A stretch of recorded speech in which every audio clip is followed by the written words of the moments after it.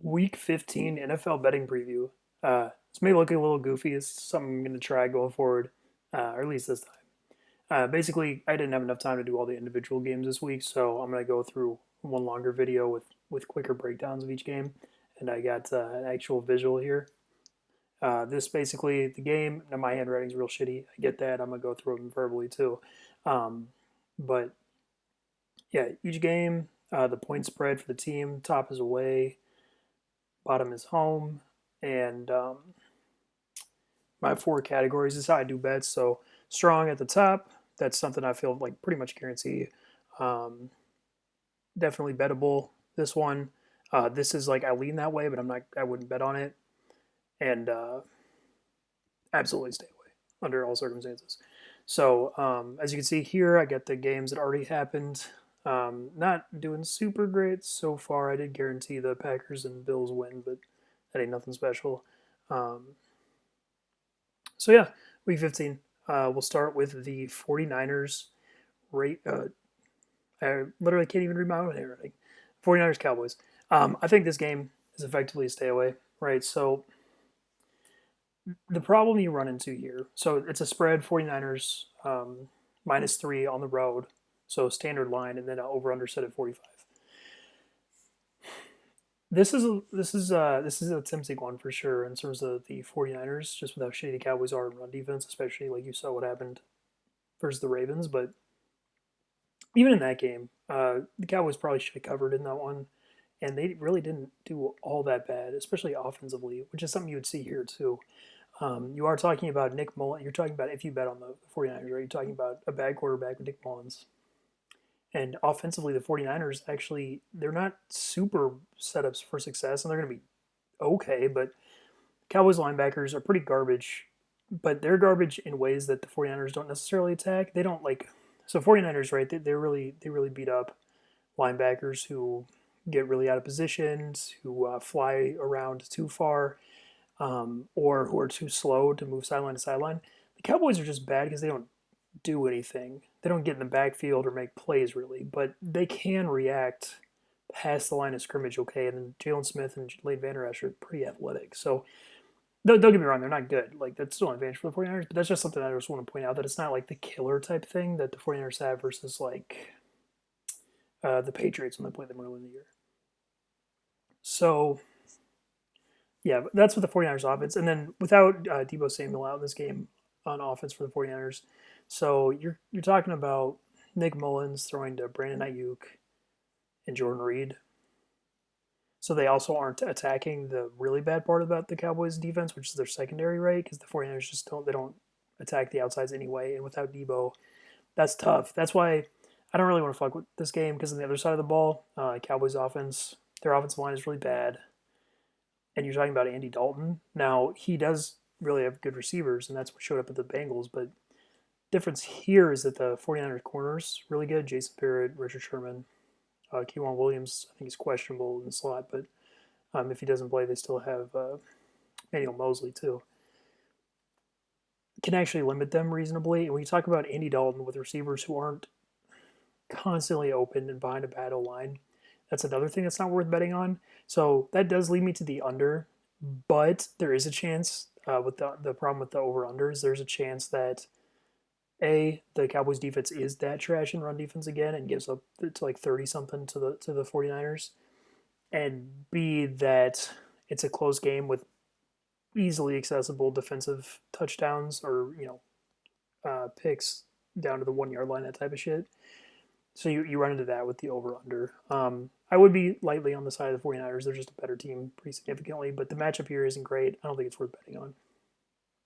Next, so Seattle football team. So if you're wondering what little star is, that's something just that's going to be part of the big parlay that I do every week for games that I feel pretty strongly about. Um, so that's all that means. It's just for my memory, so I know what I did. Yeah, so I actually, yeah, you see that right. I do feel very strongly about the over in this game.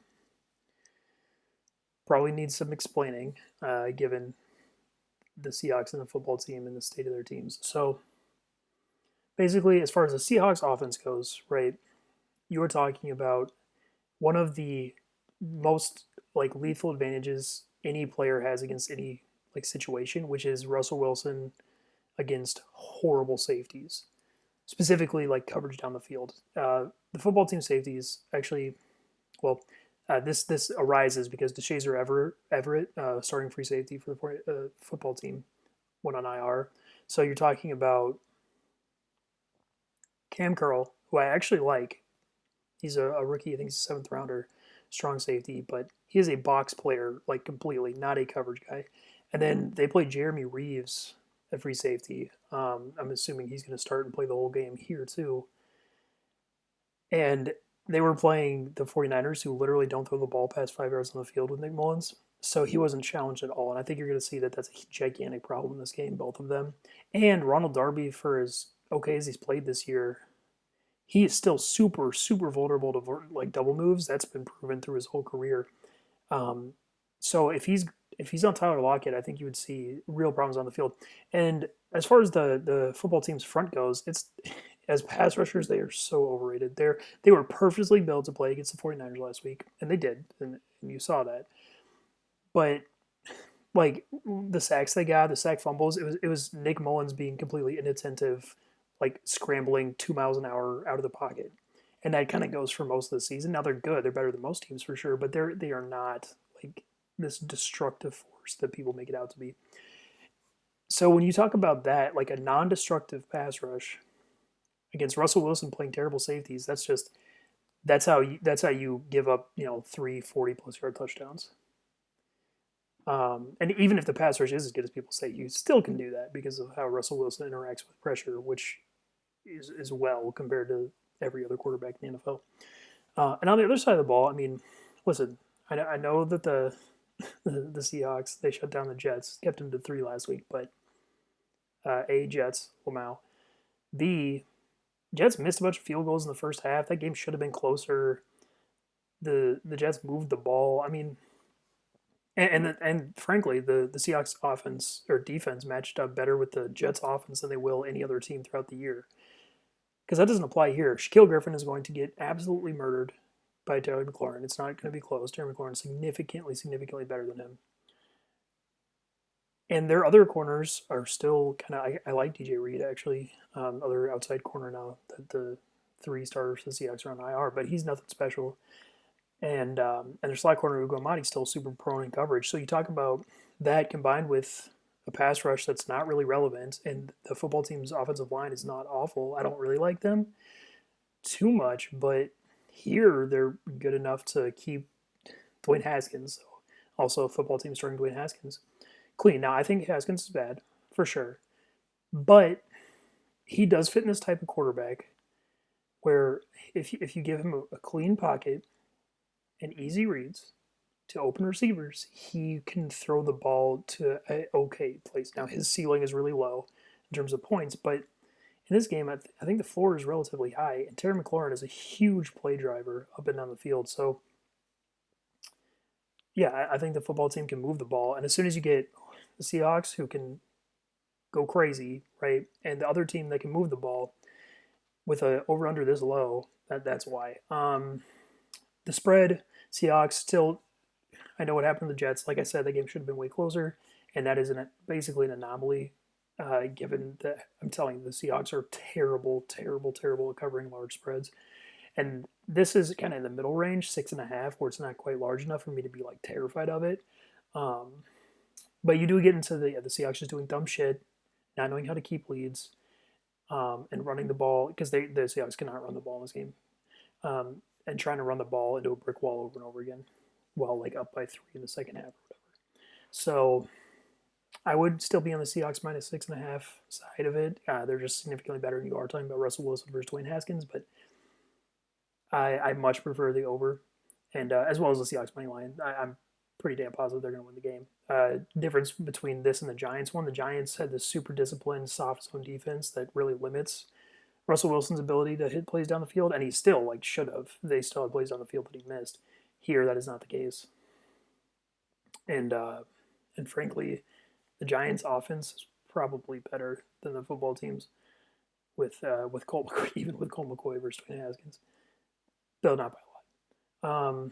Next one, Bears Vikings. So yeah, I think the under is bettable here because this is another of the like established destructive advantages of a player versus a defense. Well, it's actually defense versus a player. And that is you're talking about Kirk Cousins dealing with real interior pressure. I mean, with Akeem Hicks healthy and in this game, that's just a really really bad news. And Khalil Mack has proven he can beat the Vikings tackles, and they can't really run the ball against this defense. And as soon as you take like you combine those things, then all of a sudden I get really worried about the Vikings scoring any real amount of points. And you saw that in the first Bears game, and really versus the Buccaneers last week. Buccaneers fairly similar defense, maybe a little bit worse though. So it's not like I like the Vikings to score any real amount of points this game. The other side of the ball, you were talking about Trubisky. So I predicted both last 2 weeks Trubisky was going to go off versus the Lions and the um, Texans, so we played last week, which he did. But that's because those defenses were like crazy garbage. The Vikings are nowhere near that level of bad. Their statistics kind of look bad because they played better offenses, and there is a glaring issue with their defense that certain good quarterbacks can like murder, which has happened so far this year. Hence the Falcons game earlier in the year. But what that is that they cannot rush the passer to save their life.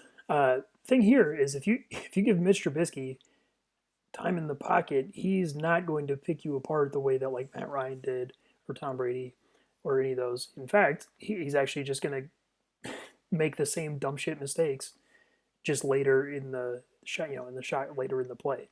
Now it does help the Bears' floor for sure, but it's not like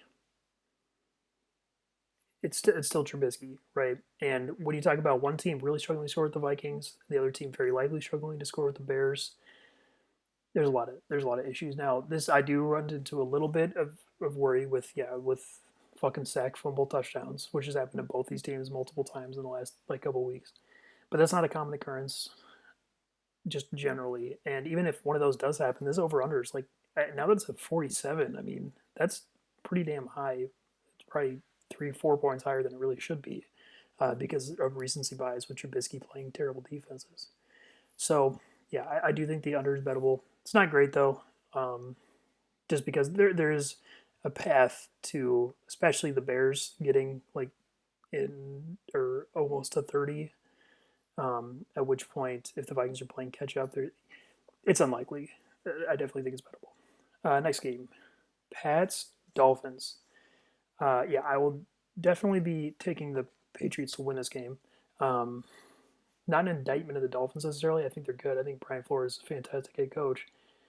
I just think Tua sucks, basically. Not sucks. He's not Dwayne Haskins, but well, I'll give him the benefit of the doubt and say he's going to improve. And I've mentioned talking about him both the last weeks that he definitely shows signs of being better going forward. And you maybe saw that a little bit in the second half of the Chiefs game, although he was really lucky to be leading that comeback. Like he was throwing into triple coverage kind of blindly. It was still kind of ugly. Um, the main reason here is that there's two. So Patriots offense versus the Dolphins defense.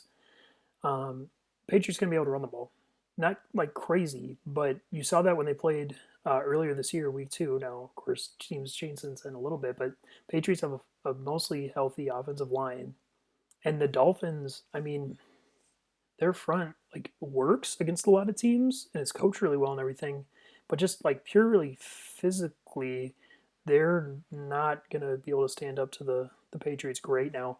Raekwon Davis is like legit as a nose tackle, and Christian Wilkins is whatever, fine. But two interior guys is not necessarily enough, and Dolphins linebackers outside of Kyle Van Noy are just kind of whatever.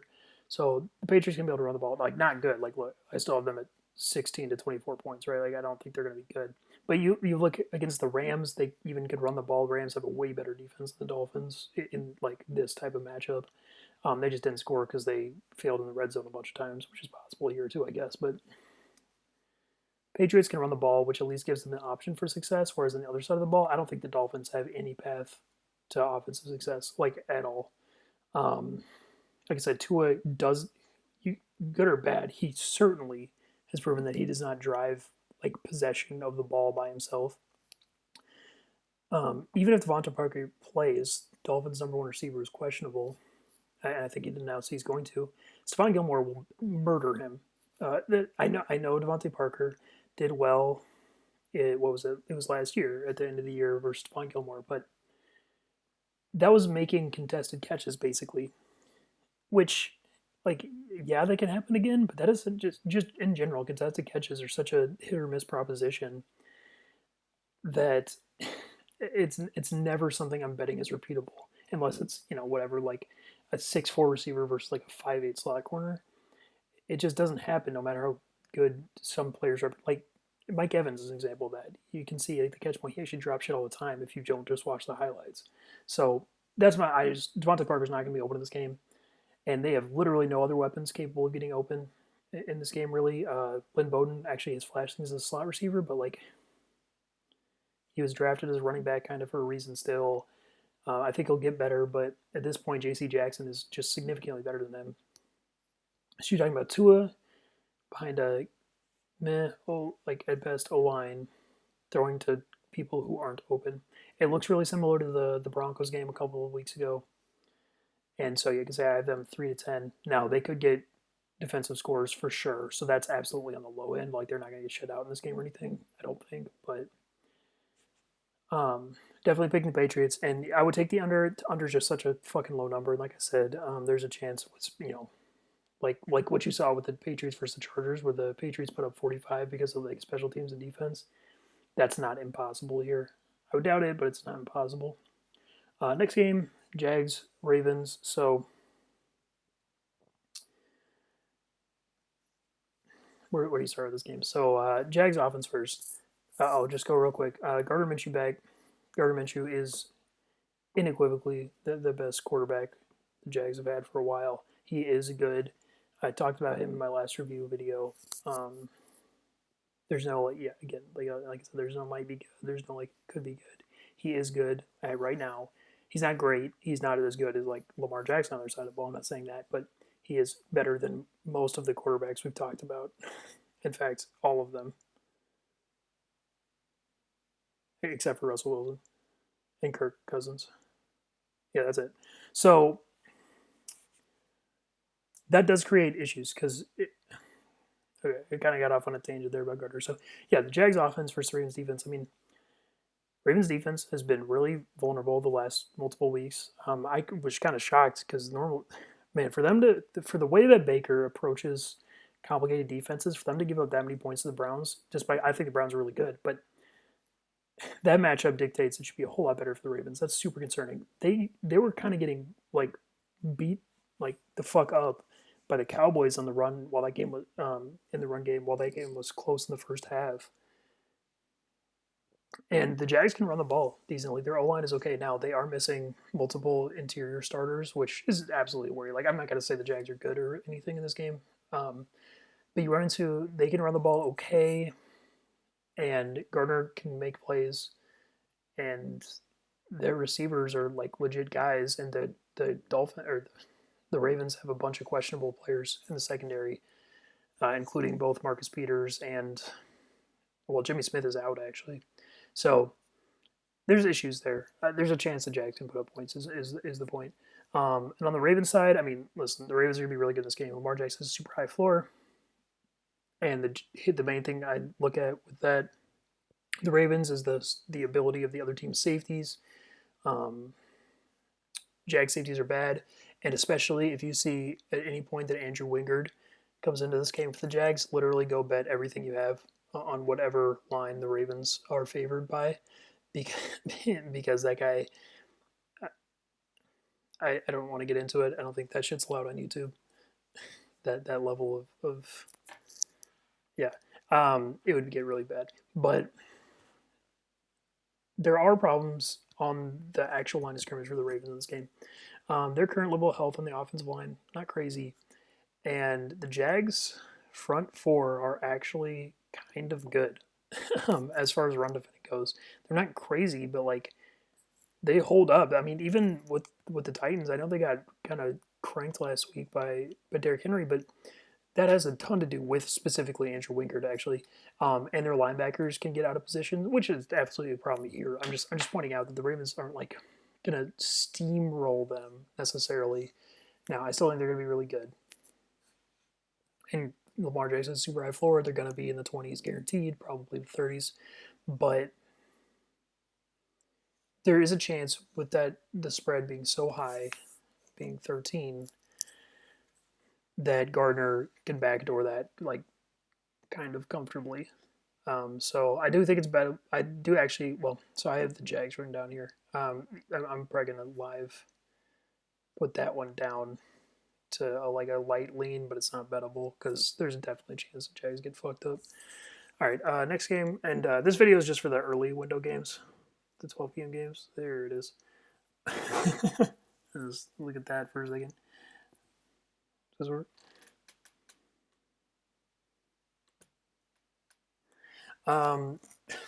Bucks, Falcons, so whatever. I do feel very strongly about the Buccaneers in this game. Julio Jones out for the Falcons. The Bucks, I mean, they do definitely have problems, but I think actually I would argue they're when they are going to suck is pretty predictable, and this is not one of those times. Um, there are definitely issues as far as their offense goes because they're missing left tackle. Donovan Smith just put on the COVID list, so the Falcons, especially Grady Jarrett, can do some work on the interior. Their run game is probably without Donovan Smith is not going to go crazy this game, and their receivers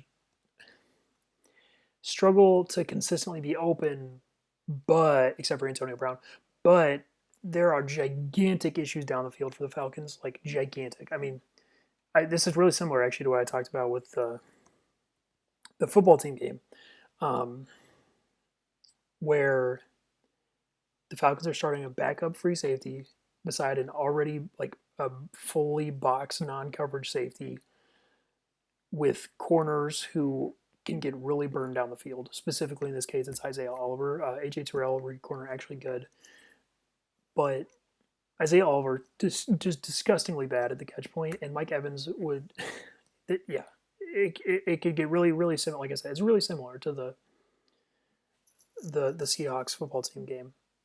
Difference here is that the actual numbers of it are different. You see the under there, I got starred because that's 49 as opposed to 43. And then on the other side of this ball, Bucks defense still pretty good, and the Falcons without Julio Jones, they get real dumb real quick a lot and consistently cause themselves to just fucking punt the ball away. And Matt Ryan isn't quite bad enough to be like turnover prone to raise the floor of points the way like Trubisky or Drew Lock is. So you're probably just looking at the Falcons really struggling to score points, and on the other side, the Bucks are going to be pretty comfortably in the lead the whole game, but they have a problem with their ceiling too, and they're going to try to run the ball in the second half, I would imagine. I like them. I like the -6.5, and I do like the under there.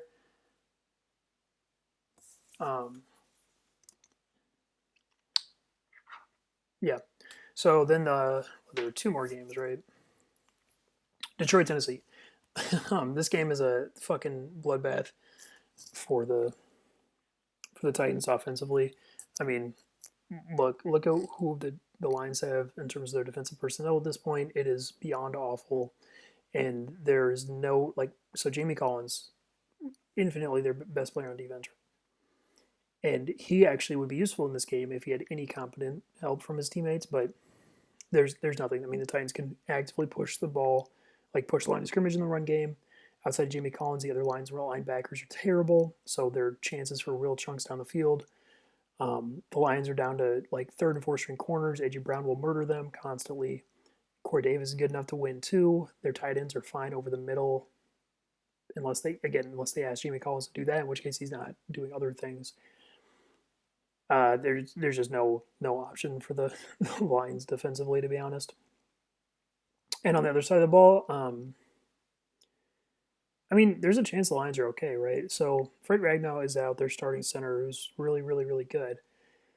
But even despite that, they still probably have a a light advantage at the line of scrimmage. Jeffrey Simmons is pretty good. Daquan Jones is kind of whatever, just a fat guy. But the Titans have shown that those two are not enough to like raise the floor of their run defense. Their other guys aren't very good, and without Jayon Brown, David Long, I know he makes plays, but that guy is so over fucking aggressive. He runs into like two gaps over from where he should be constantly, and that's an issue in run defense. And you're talking about Matt Stafford versus a bad pass rush with receivers who, while I don't think are necessarily great, are probably positives in their matchups versus the Titans' kind of mediocre corners. I like Desmond King, and I actually like Malcolm Butler, but I like them more as like reactive zone defenders than any real like man coverage guys.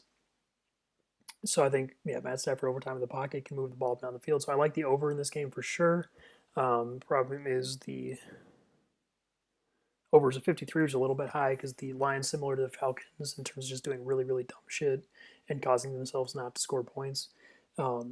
There's a chance that the Titans can just run the ball so much that it's kind of a quick game. The clock's running the whole time, and it just gets right under that. But I definitely think it's still bettable, and I love the Titans too. Although the spread is a little large, I think it's 9.5. So be a little bit careful because when you're talking about a spread that large against a team who can move the ball, that's just not necessarily a place you want to be.